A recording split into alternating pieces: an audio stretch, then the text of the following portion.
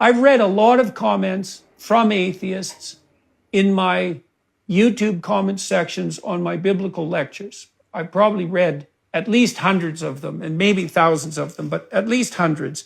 And one of the things that has struck me continually is that many of the people who become atheists are reactionary. And I don't mean that in a denigrating sense. A huge proportion of people who are stridently atheistic were hurt very badly by people who purported to be religious when they were young. And I think that also applies to Dawkins, by the way. I've seen some evidence for that in his public utterances. And so you have people who've been terribly betrayed by the agents of what was supposed to be the best. And so they carry that utter bitterness with them, that ultimate betrayal. Because I think there isn't anything worse in some sense than being betrayed by people who claim to be acting, let's say, in Christ's name. I mean, how could anything be worse than that?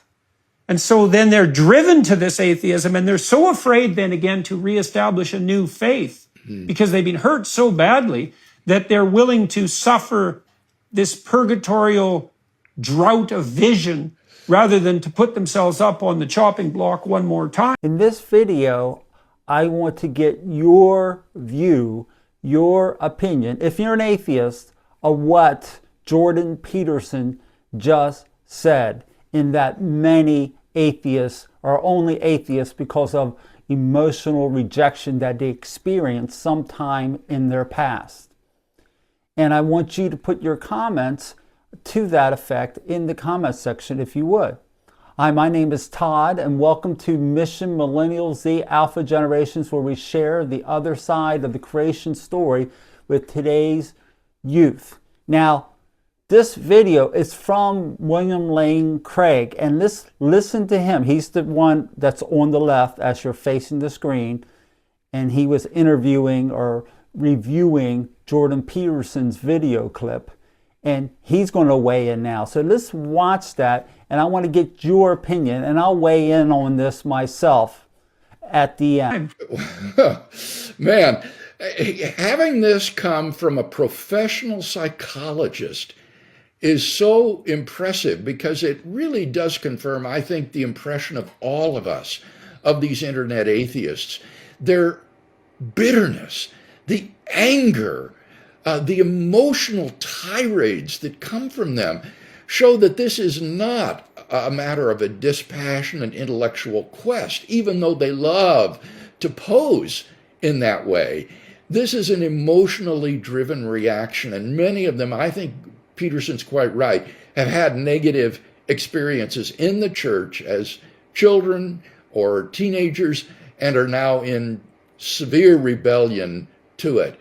And it's really tragic. But of course, you see, here's the thing. If you say to people, well, the reason I reject Christianity is emotional because I've been hurt or I've been wounded, that doesn't make you look good. But if you have intellectual objections to Christianity, if you can pose as the dispassionate, academic, careful inquirer who's so rational, rationality rules, then you earn self-respect and credibility in the eyes of your audience. And so I think there's an awful lot of posturing going on that is betrayed by the emotional undertone that Jordan Peterson so accurately depicts.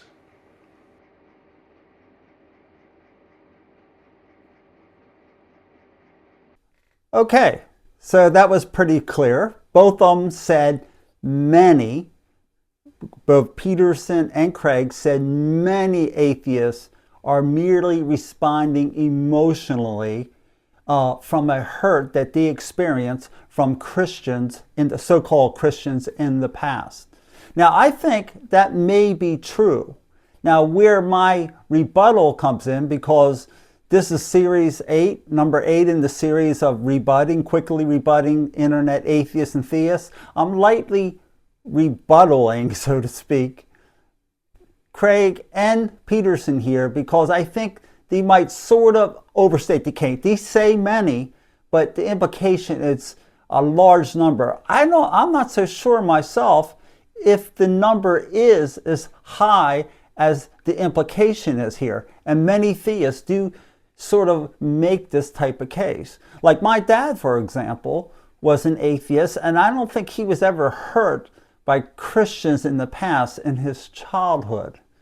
Now, we talked about these things. Maybe he was, and he never told me, but I just tend to think, and only God knows, but I tend to think that it's kind of overstated, overblown, and maybe atheists out there don't like the characterization that they're merely responding out of some kind of emotional bias because of something bad Christians done to them in the past.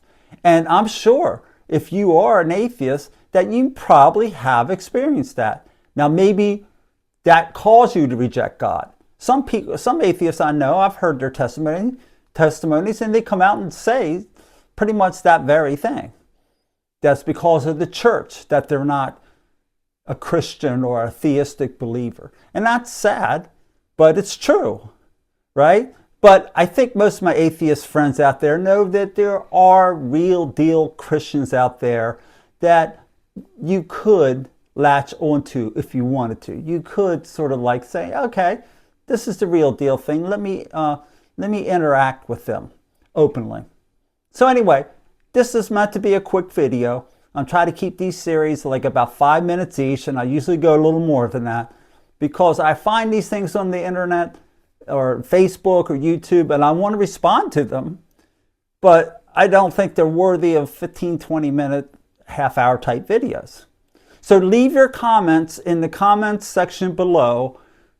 Were you hurt by a Christian in the past, in your youth, in your childhood, or what turns you off to Christianity in general? Do you even agree with me that there are real deal Christians? You look at them and you might say, yeah, they're pretty cool people. Yeah, I like that form of Christianity. I don't believe it for X, Y, and Z, but I like what they're presenting. So let me know, and I hope you like this video. If you do, hit the like button and subscribe if you haven't, and we'll see you in the next video. God bless. Bye-bye.